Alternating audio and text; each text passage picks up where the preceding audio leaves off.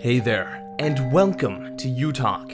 We highlight stories from across Canada, the diverse cultures and communities living here, and individuals and organizations that make life the best, that help make life the best it can be. I'm your host, Ryan Funk. Camping, hiking, and nature exploration continue as people enjoy the latter half of summer before the Canadian fall kicks in and the dreaded winter follows. Spending as much outdoor time as possible, people may not be thinking about ticks as the height of summer has passed. However, according to Associate Professor Veterinary Entomology at the University of Manitoba, Dr. Kateryn Rochon, it's essential to keep close attention until there is snow on the ground. Dr. Kateryn walks us through the various ticks we can find here in Canada, how to identify them, and the best practices to protect yourself from tick-borne diseases. My name is Kateryn Rochon. I'm an associate professor of veterinary entomology at the University of Manitoba. Now, what is that? So entomology is a specialty of biology, I guess, where I study insects and other arthropods. So not everything that is creepy crawly is an insect. Insects have 6 legs. And so within those, I'd be studying mostly like biting flies and things like that, because I'm interested in the insects and other arthropods that affect animal health, hence the veterinary part of my title. But I also study ticks, and ticks are arthropods. So they're not insects. They have 8 legs instead of 6. They're more closely related to spiders. And the interest there is that they suck blood too. Yeah. Oh, that's so crazy. Like, you wouldn't think that they're closely related to like spiders or like scorpions. They don't look anything alike. No, and actually they're, I guess if you wanted to be more specific, they're related to mites. So ticks are like, to a point, like really big mites, but they are closer to spiders in that way than they are to insects. And so, and then my background, well, I have a PhD in entomology, and before that, most of my studies were biological sciences. And then during my undergrad, I took a course in entomology because it fit my schedule. I wasn't particularly interested in insects. I was actually mostly afraid of them. And I took this course because the alternative was to take the fish course. And I really wasn't interested in fish. So I took the bug course and it changed my life.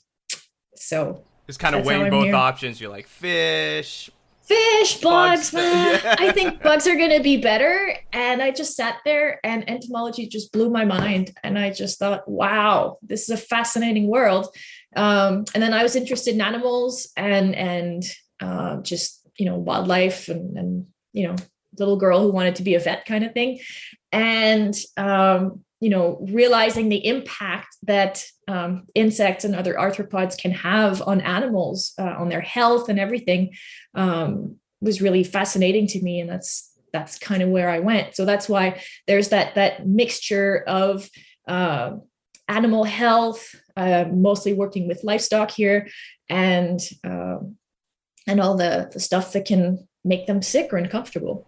You mentioned you were a little bit scared of insects beforehand. How'd you get pushed through that fear and that shiver that you feel up your body once you see them walking around? Well, I mean, I'd like to point out that, if I'm working on something and all of a sudden there's, an insect or a spider that comes running by, I will like jump and scream like every normal person. But, I was afraid, and I realized it was really because it was the unknown. And I didn't know, like when I'd see something, coming to me or crawling or anything like that, I didn't know if it was dangerous or not. I didn't know if it would bite me or sting me or if it was friendly or not. And I was just afraid because I didn't know. And I guess, growing up, there was this association between, insects and bites or stings or things like that, or, oh, don't touch that, it's dirty. And with this, with the course, I got to learn, well, which ones are likely to bite or sting. And, that's really a small proportion. And it was just so interesting. Everything else that my fear turned into just fascination. And the more you learn about them, of course, then the less scared you are because you understand them. And all I see now is just the fascinating parts. And then knowing which ones not to handle or handle carefully. Of course, of course. So not all ticks are created equal. What kind of ticks are kind of here in Manitoba and kind of just Canada's broad, but mostly here in Manitoba? And which ones do we need to be watching out for more regularly? Yeah, so ticks are little small eight-legged critters, and we can find them, some species, relatively easily in Manitoba. So there are lots of tick species in Canada and in Manitoba in particular, but many of those ticks are very host specific. So you're not, there's a grouse tick, but you're not likely to encounter that tick unless you find a grouse. And so as far as we are concerned as humans, makers of children's and owners of pets, we are concerned mostly about two species. One is locally known as the wood tick. The proper common name, if you were to go on the internet and search for information on it, would be the American dog tick. But here in Manitoba, when people talk about those, they talk about wood ticks. And we also have the black-legged tick. And that is also sometimes referred to as a deer tick. So deer tick and black-legged tick, same thing. Just the proper common name is black-legged tick. Those two species you can find here in Manitoba and will bite humans and will bite our pets as well. I hear a lot of stories from people about where they get ticks, like, oh, they drop from the trees, they're flying around watching out for us. Where do you actually pick up ticks? Yes, ticks do not jump and ticks do not fly. We are grateful for that. Ticks are actually at ground level most of the time. They will climb. They have those two species. Not all, like you said, not all ticks are equal. But what I will say will be generalized for the two species I talked about. So the ones we find here, the American dog tick and the black-legged tick. And so those two have a certain behavior called questing. When they're looking for a host, they're looking for something they're going to attach to feed on blood. They quest. And so what that is that they'll climb up at the tip of blades of grass or very low shrubs, and then they will hang on with 4 to 6 of their legs, and they'll have their front pair of legs out in the air like this, and then they'll be sort of waving, and they'll wait. And so where do you acquire ticks? Well, when you're walking down a trail and you brush against those little pieces of grass that are either in the middle or just along the sides, then the tick is there with its little legs ready to go. And as you brush by, it just sort of attaches and latches just on. a little hitchhiker. A little hitchhiker. And of course, you don't notice this because you're enjoying the scenery and you're not constantly looking down.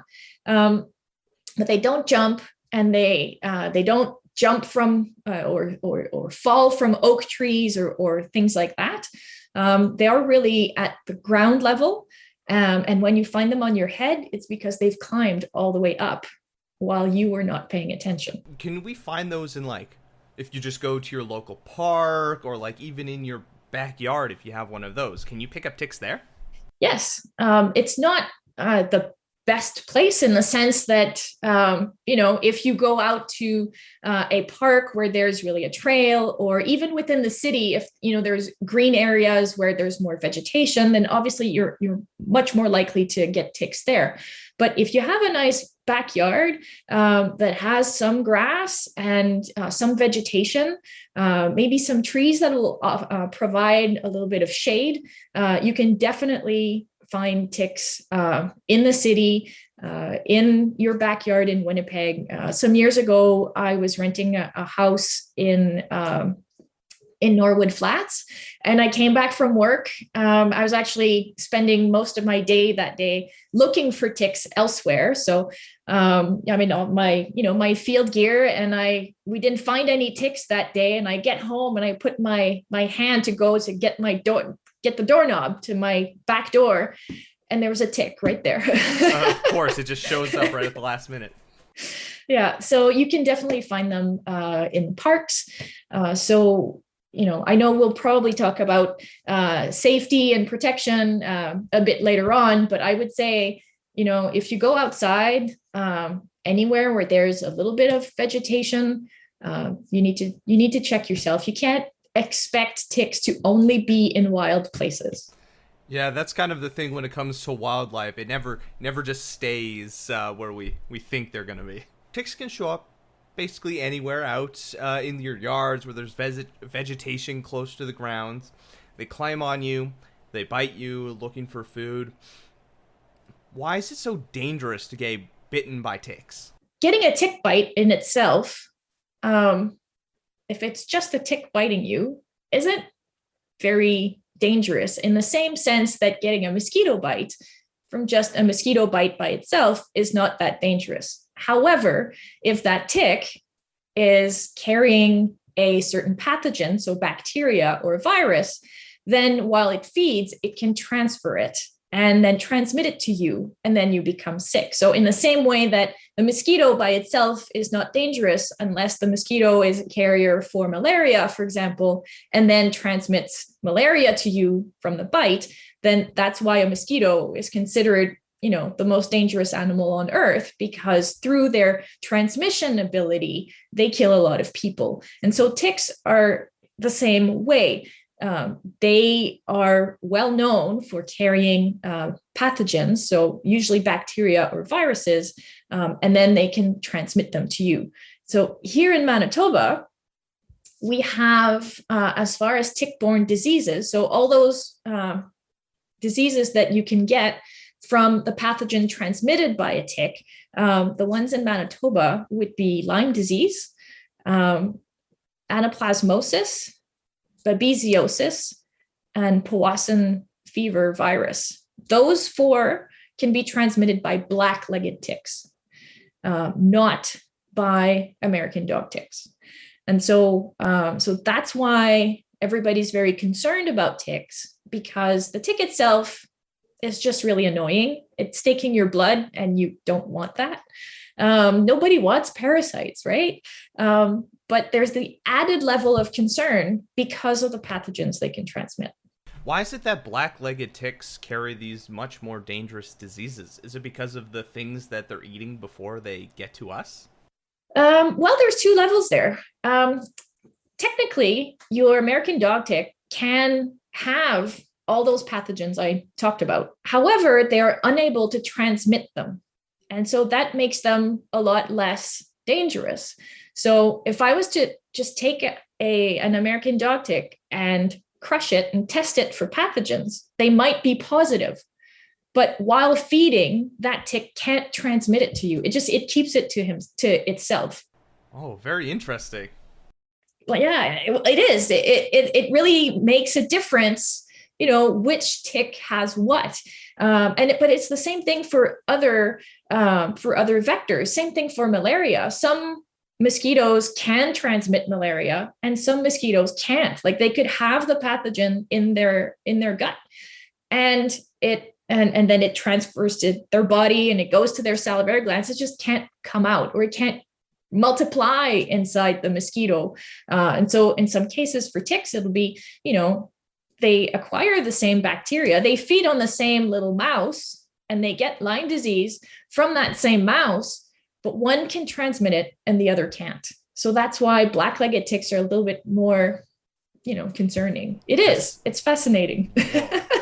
Mind blown right there. These black-legged ticks, they can transfer these pathogens to us. What time of the year should we be watching out for the just ticks in general? I know a lot of people talk about tick season, and they usually mention like during summer, like July, August, like, I got ticks everywhere.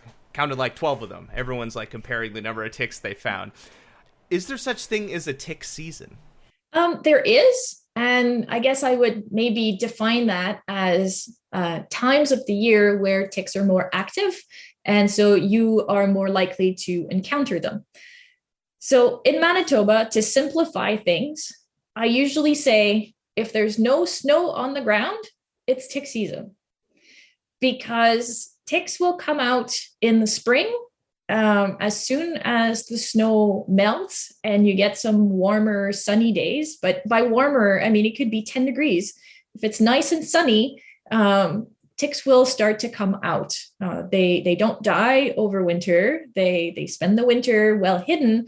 And as soon as winter's over, they'll come out and they'll be looking for a host. So in the spring, they'll come out. Usually black-legged ticks will come out. The adults that will overwinter will come out fairly early on in April if there's no snow. And then a little bit later, May and June, you'll get your adult American dog ticks that will come out. And those will last until into July. You can still find quite a few.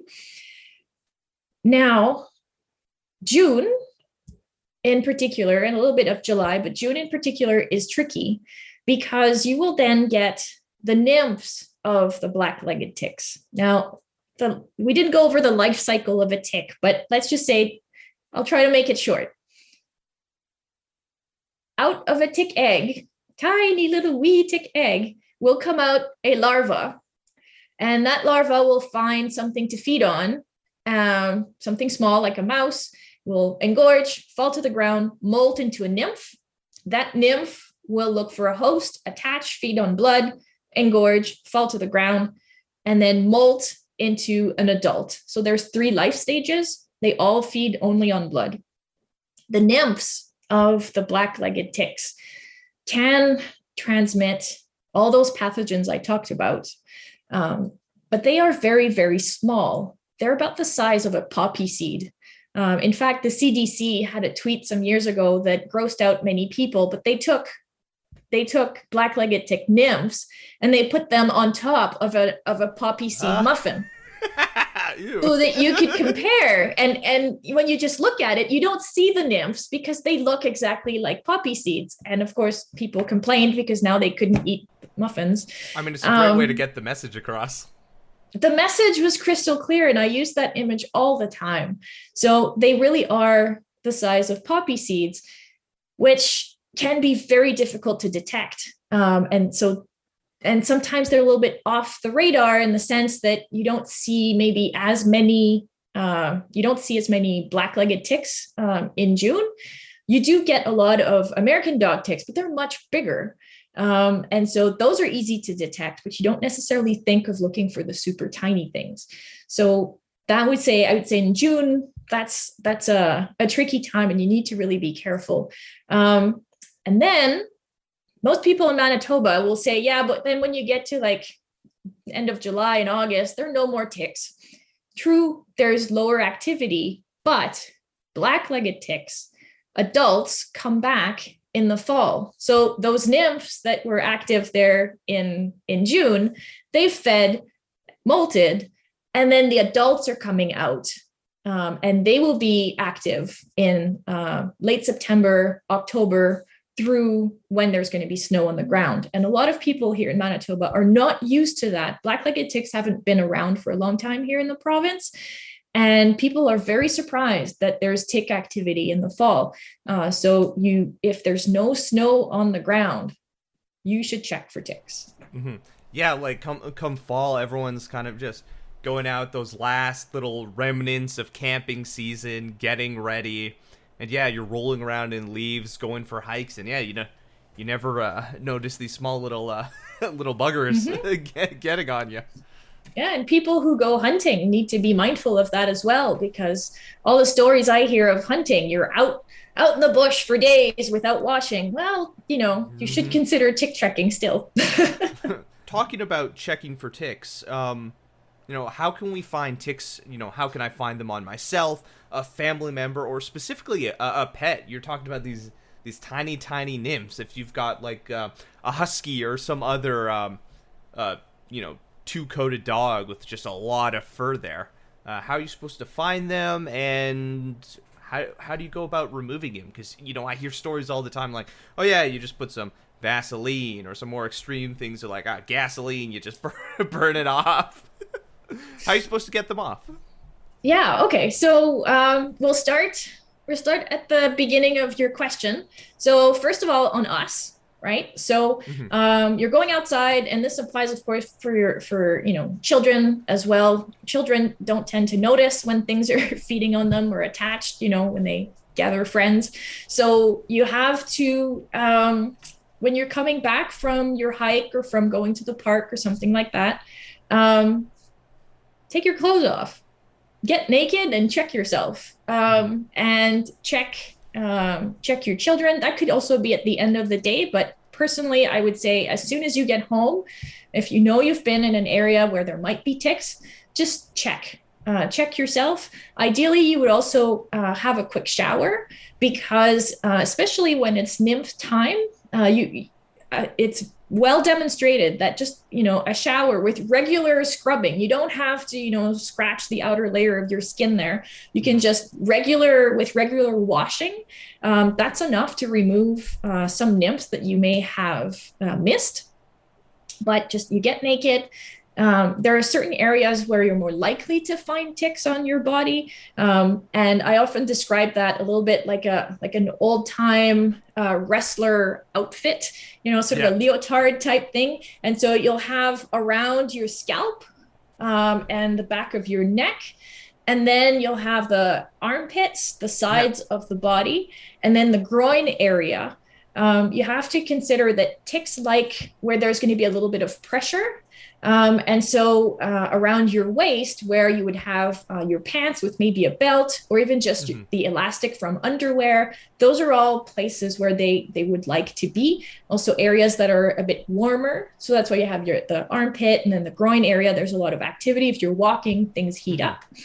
Then behind your knees as well is another preferred area. But you have to just look all over. I'm going to go right away to how to remove the tick, and then I'll come back to pets. Okay, sounds good. So if you do find a tick, you want to remove it as quickly as possible. The best way would be if you have fine nose or fine tip tweezers, and you go as close to your skin as possible, and you would then use the tweezers to pull the tick straight up. So you don't want to twist it. You don't want to jerk it really quickly. You just want to grab it as close to the skin as possible and then slowly pull up.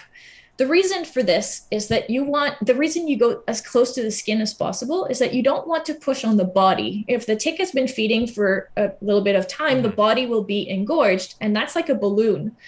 And if you push on the balloon, you're going to be squeezing a lot of juice into yourself. Everything right back in, Everything right back in. And if the tick is infected with something, that something will be in its saliva. And so by squeezing the body, there's a greater risk of more pathogens going into you. So you don't want to squeeze the tick. So you go as close to the skin as possible, and then you pull up.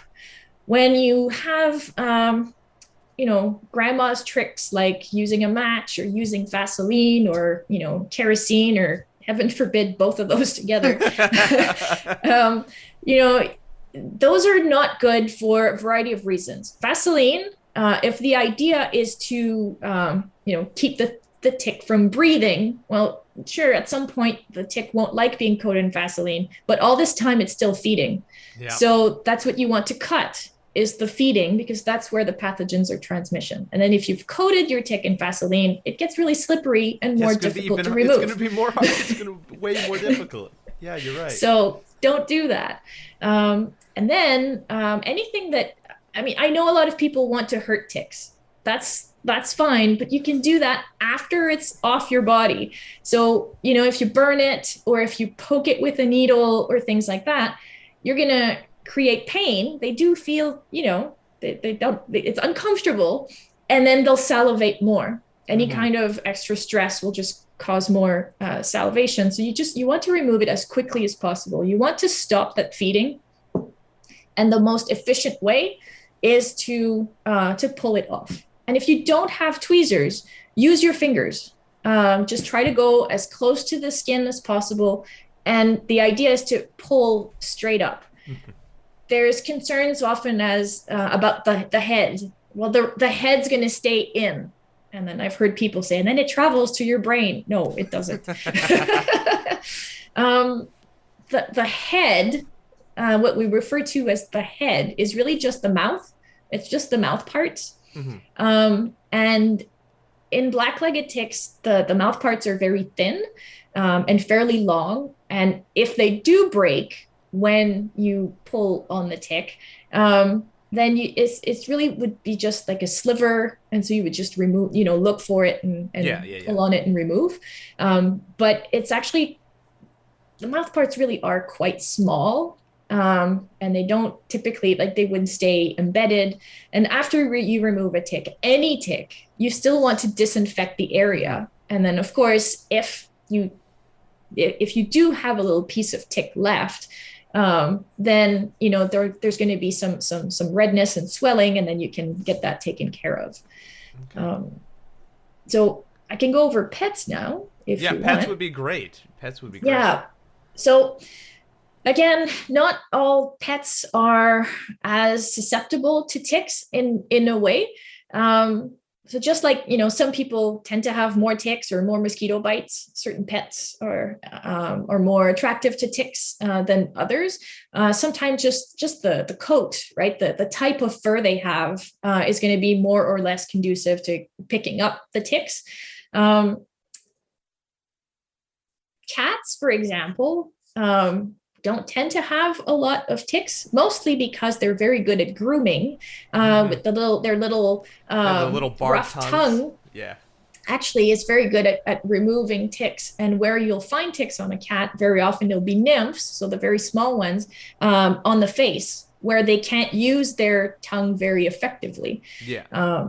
For dogs, again, if they have double coats, sometimes it's difficult for ticks to get through to the skin. So that can help. That can help. That can help. And again, what I would say, you have to, when we look for ticks on animals, I just spent time with my students. We're looking for ticks on cattle, actually. So, and what I tell them is, you're going to feel a tick first. Before you see it, you're going to feel it. So give your pets a lot of love, a lot of nice scratching, and a lot of touching, and especially around the head, the neck, between the shoulders, and then the legs. So let's say the armpit, we're going to call it, right? But the inner leg parts, and then between the toes, those are places where ticks like to go. Anywhere where there's going to be maybe lighter hair coat, where skin is more accessible. Sometimes also the ears will be areas where ticks will like to be. You have to also keep in mind, so how do the ticks get on their host, right? So I talked about that. It's when the host is walking around and contacting shrubbery. And so that's why the legs, under where there's the joints, the shoulder, that's kind of where the ticks would be. Because I know for my dog, she's really small, so when she does walk, it's usually along her back and then on her ears, because that's where the grass and brush is kind of touching her. Exactly. Yeah, we've gone over how to remove a tick. How do we prevent ticks getting on us in the first place, or how do we reduce the risk of getting them to bite? Well, that's the key, isn't it? It's like everything else, prevention. So you want to reduce the chances that you'll have to pull that tick off of you. And so there are quite a number of things actually we can do. And many of them, it's just the key is to get those things to become a habit in our lives.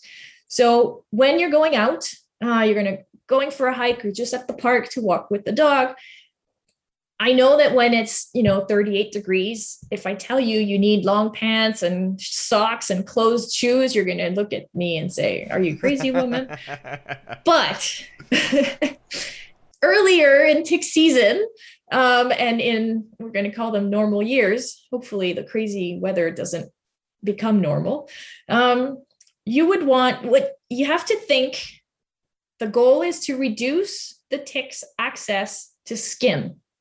If it gets skin, it gets what it wants. So ticks are low to the ground. So if you have closed shoes or boots, then they don't get access through that. Then you have your long pants, and you do the amazingly hot fashion trend of putting your pants into your socks. And that way, the tick that gets on your shoe will climb up. Ticks will climb up no matter what. And so they'll go on your socks, and then they'll go on top of your pants, not on your socks and under your pants, where they get access to skin and you can't see them. So you tuck your pants into your socks. You tuck your shirt into your pants for the same reason, so that when the tick gets to your waistband, it stays on the surface of your clothes, not under where there's skin. Yeah, so it gives you that much more time to notice a tick, or go from your walk or hike, get back home, you take it off, you check, you're like, okay, they were all over my clothes. And exactly. Throw them in the dryer. You do. You throw them in the dryer on hot, and that will kill the ticks that you haven't seen. Another thing is, of course, because your goal is to keep those ticks on top of your clothes, if you wear lighter colored clothing, there will be contrast, and you can see those ticks climbing easily. And so you can give them a little flick there, so that they don't actually attach and they don't stay there. So we have that same recommendation against mosquitoes to wear light colored clothing, but that's for different purpose. So ticks won't see that you are wearing lighter colored clothes, or they won't see you more if you wear dark. This is just for you to be able to see them on yourself and increase the contrast. Yeah, I guess they're not really seeing, they're just kind of waiting to grab whatever runs past. Yeah, some ticks don't have eyes. American dog ticks do, but they really don't see very clearly at all. Their eyes are on what we would, when we look at them, what we would consider their shoulders. And it just looks like little, they look like little bumps. They look like nothing. If you didn't know it was an eye, you really wouldn't know. So yeah, they don't have good eyesight. This is really just for you to see them. You can wear repellent.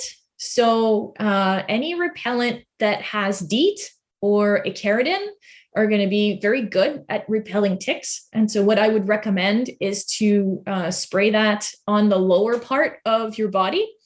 So, because that's where the ticks are going to come in contact with you in the first place. So if you don't like to wear repellent and you don't want that close to your face, that's fine.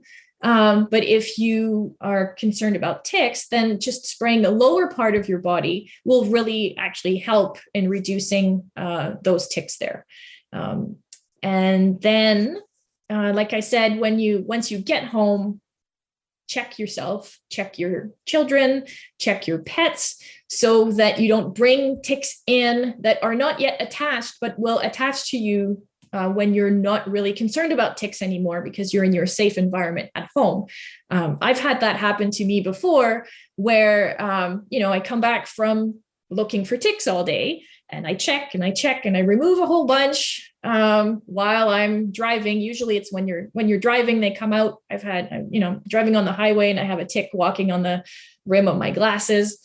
But I get home and I don't notice anything. I take my clothes off. That's what I do first thing when I get home, get naked, hit the shower. And then the next morning I wake up and I had a tick on my tummy. So where did you come from? You weren't there when I was showering, right? But, I must have missed a tick that was on my clothes. And so you have to, I did not do what I tell everybody to do, which is to stick your stuff in the dryer. I didn't do that. So you have to, inspect everything so that you don't bring them in. Hmm. You mentioned, you maybe you don't like throw your clothes in the laundry or the dryer right away. You just leave it on the floor. Is there any concern of kind of ticks infesting your home? That's an interesting question. Because for the two species I was talking about, no, they don't live indoors. First of all, our houses are much too dry anyway. And so, they could crawl around, but it's not like if you have a male and a female, they're going to colonize your house. So for those two species, but there is one species of ticks that can survive very well in a house. And it does happen sometimes here in Manitoba. That's the brown dog tick. It's the most common tick in the world, really. It's everywhere. It doesn't survive outdoors here in Manitoba. Winter takes care of it. But what we see, it's the brown dog tick. So in the name there, they really like dogs, right? Dogs are their main host. And typically what we see in Manitoba is people will be more and more traveling with their dogs. And so during the winter holidays, we'll be going to Mexico, for example, and they'll bring their pet. And they won't think of tick treatment because in Manitoba, it's not tick season. Yeah. Or they don't typically treat for ticks. And while in Mexico, the dog will come in contact with brown dog ticks. Yeah. And they bite dogs, not people. They will bring back brown dog ticks on their dog without knowing and noticing. And the brown dog ticks will very well colonize a house. And most people won't notice until there's ticks crawling up the wall in February or March, because they don't bother humans. And unless they pay attention to their dog, they won't notice even that there's ticks there until there's a lot. What a horrible vision. What a horrible... Yeah, I mean, you can treat for them. And so, I mean, my first recommendation there would be, obviously, if you're traveling with your pet, always make sure that they are protected against ticks.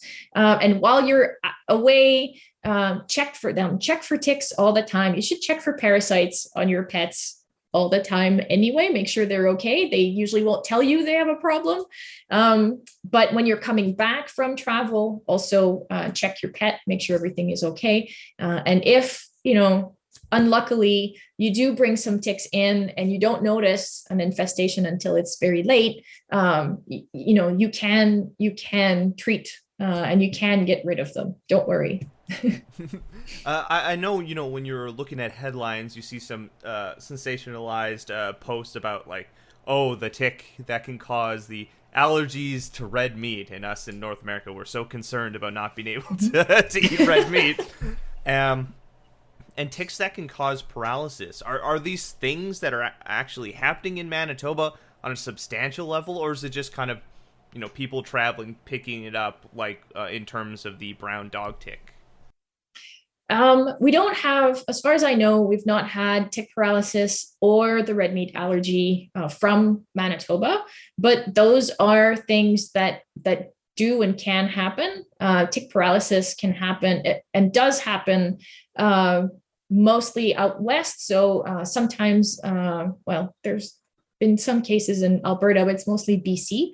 And so I can talk about that a little bit, just because at least there's some Canadian content here.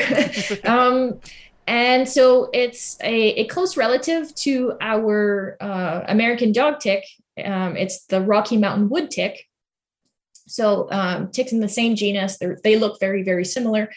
And in certain areas of interior BC, some of those ticks have a protein in their saliva that will cause paralysis. So as they are feeding, they're injecting this toxin, and that will eventually slowly accumulate in the body and cause paralysis. The nice thing with these is that if you remove the ticks, then paralysis is reversed. There are other places in the world, like in Australia, where their ticks can also cause paralysis, and it is not reversible. So it's the same principle. It's a toxin in the saliva, But over there, it's not reversible. And here it is. So it's not just anecdotal. It does happen. It's rare in humans, but it is a concern for cattle production in BC, for example. Red meat allergy. Now that's a really cool one. It's actually an immune reaction. So to sugar, and it's associated with Lone Star ticks. So Lone Star ticks also are not established in Canada at the moment, but you can find them. I always say, if you're lucky, most people find that unlucky. I guess my interest is a little bit showing here. Different perspective. Exactly. So I have a at the time student who found some here in Beaudry Provincial Park some years ago, just as we were doing surveillance and looking for other ticks. So it's possible. A couple of years ago, there's quite a few that were found around the Brandon area. So you can find them, but they're not established that we know of that we can find and prove. And so, yeah, in certain areas, usually in the southern US, there's an association with getting a bite from those ticks and developing a red meat allergy. I know 3 people who have developed that allergy. One person just quit eating red meat. Actually, he quit eating meat at all. He just said, that's it. I'm done. I'm vegetarian. And the other 2 desensitized themselves to it and are now able to eat normally.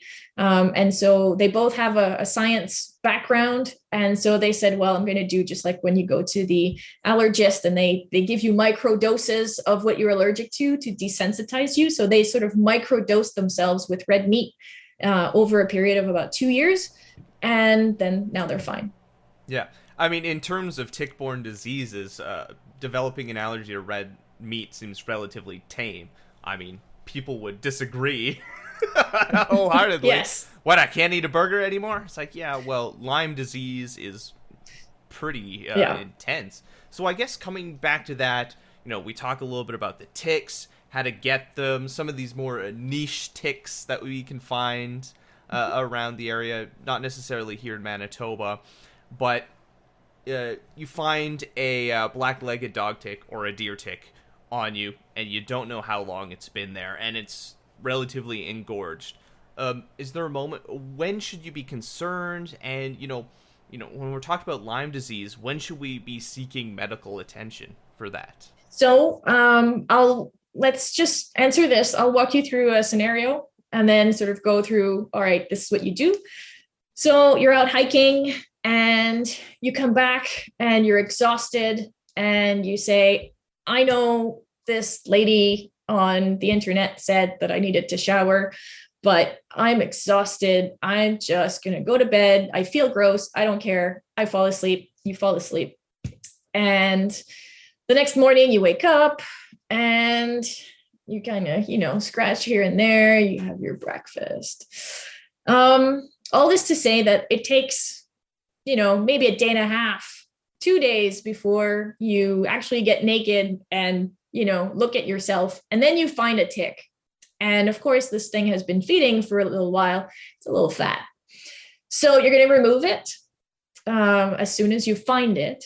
Then you need to identify it. You need to figure out what it is. Is it a black-legged tick? If it's not a black-legged tick, then you're not going to be concerned about Lyme disease. You're still going to be checking that you don't have weird symptoms and that there's no local infection, but you're not going to be concerned about other pathogens. So your first step would be to seek a way to identify it. So there are different resources. Here in Manitoba now, we're part, the surveillance program that the province is using is eTick, so etick.ca. So you would then snap a picture, upload that, and they will identify the tick for you. If they tell you it's Ixodes scapularis, a black-legged tick, then you need to keep in mind that you may have been exposed to a variety of pathogens. So after you've removed your tick, before you took the picture, you cleaned out the bite site and you're going to start monitoring for any kind of symptoms that you're not used to. We say flu-like symptoms. That would be aches, fever, that kind of stuff, for a period of 30 days. I always say when you remove a black-legged tick from your body, write it on the calendar, because you won't remember. Like 3 weeks from now, you may not remember exactly what day you got it. I can't remember what I ate yesterday. Exactly, right? So write it on the calendar, and then for a period of 30 days, monitor yourself, body awareness, kind of figure out, am I feeling normal? With Lyme disease, we often hear, and this is for Lyme disease, but any tick-borne illness, right? Mm-hmm. But specifically for Lyme disease, there's a couple things to keep in mind.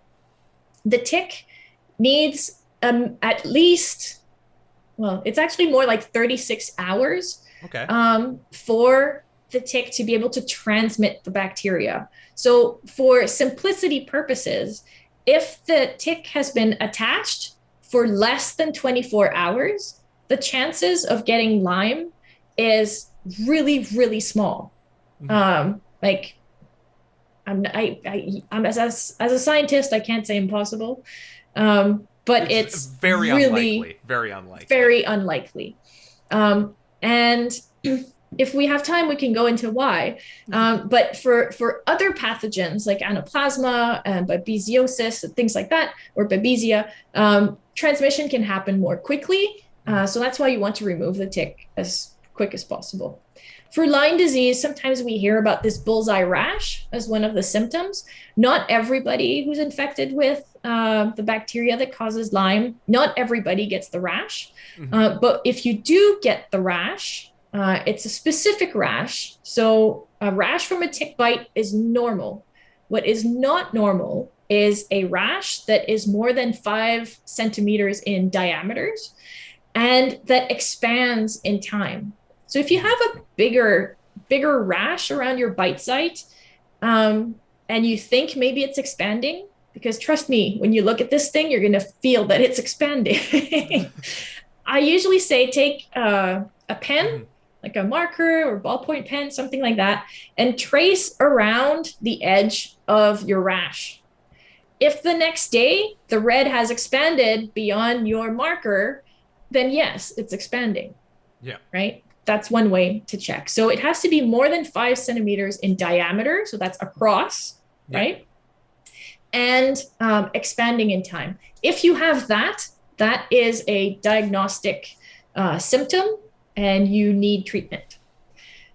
Let's say your tick has been attached. You know for a fact it's been attached for at least 36 hours. At that point, if it's a black-legged tick, I would immediately go see your family physician because you are at high risk. And in Manitoba, the recommendations to physicians have changed recently. And at that point, your physician should be able to give you antibiotics because you are at greater risk. Yeah.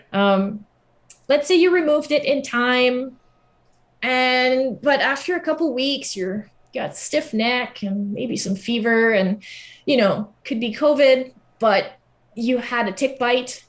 Go see your physician, explain specifically that you think you may be at risk for tick-borne illness, explain that you've had your bite. If you still have the tick, then you can show it to show that it was a black-legged tick. And then your physician can decide what they're going to do. But if you have within 30 days of a black-legged tick bite, any kind of flu-like symptoms, then definitely I'd say go see your family physician. Yeah, and so these sort of similar awarenesses and practices would apply to a pet as well? Yes, so for a pet, it's a little bit more difficult because your pet won't say that they have aches and pains, and very often pets will hide things like that. It'll be a lot more difficult to see a rash on a pet. And so that's a little bit more complicated. And so if you are in an area where there's a lot of black-legged ticks and there's a higher risk of tick-borne illnesses, this is something I would discuss with your vet. But at the very least, I would say as soon as the snow melts, probably start a tick treatment to reduce the chances that ticks will attach and feed for long enough on your pet, and perhaps consider one of the Lyme vaccines that are available for dogs. I would not recommend to just straight out vaccinate your dog. This is something that needs to be discussed with your vet. There are risks that come with vaccination for certain breeds. And so unless there's high risk, this is a discussion you need with your vet. But at the very least, I would say tick protection will help with your pets. Tick protection, and then, just have a conversation with your vet if that's something you're worried about, specifically if you're going on hikes in the bush with your dog. Absolutely. That covers a lot. I learned a lot here. How about we just, I'll give you a moment to talk a little bit about the research and what you're doing at the university in terms of, just learning about ticks and entomology, and where can people go to find out more information or to support tick research, as it's incredibly important. First thing I'll mention is, especially if you're in Manitoba, if you want more resources on how to protect yourself against tick bites, what to do maybe to make your backyard less tick friendly, or maybe some reminders on how to check for ticks, the Government of Manitoba, the Manitoba Health website, has a tick-specific area, and there are resources there for the public. And there's a little PDF file about how to tick-proof your yard, for example. They also have a little postcard that you can print that helps you get through all those steps for a tick check, for example. So those resources are there, and there's a lot of information about where you find the ticks and where they have been found in Manitoba. So I would recommend that people go there. As far as my research, this year, I've started a project. I mostly work with American dog ticks now, and I'm interested in their ability to transmit a certain bovine disease called anaplasmosis as well, but it's bovine anaplasmosis, so not the same one that's transmitted by black-legged ticks. It's transmitted by American dog ticks to cattle, not to humans. And so I have a whole team this summer, and we go out and we scratch cattle for ticks. And so we have cattle that are in squeeze chutes, and we go there and then we actually massage them and remove ticks from them, and then we get those tested. And so we're trying to figure out the risk for within pastures and all of that. And so that's one thing I do. And I'm also part of the Canadian Lyme Disease Research Network. And so I do the surveillance for the network in the province of Manitoba. So for that, I'm looking for black-legged tick nymphs, so those super tiny ones. Super small pocket-sized ones. Yeah, so that keeps us busy in June. And so it's all... Right now, it's all ticky goodness, but I've also worked with biting flies, and I hope to get back there in the future. If people are interested in learning more about entomology in general, if you're a university student, definitely check out the Department of Entomology website and check out our courses. We have all kinds of entry-level stuff. And maybe you'll just be just like me and have your life completely changed by an entomology course. If you have any stories you'd like us to share or communities we should highlight, leave a comment on our social media or reach out to us on our website. I'm Ryan Funk. This was You Talk, and have yourself a good one.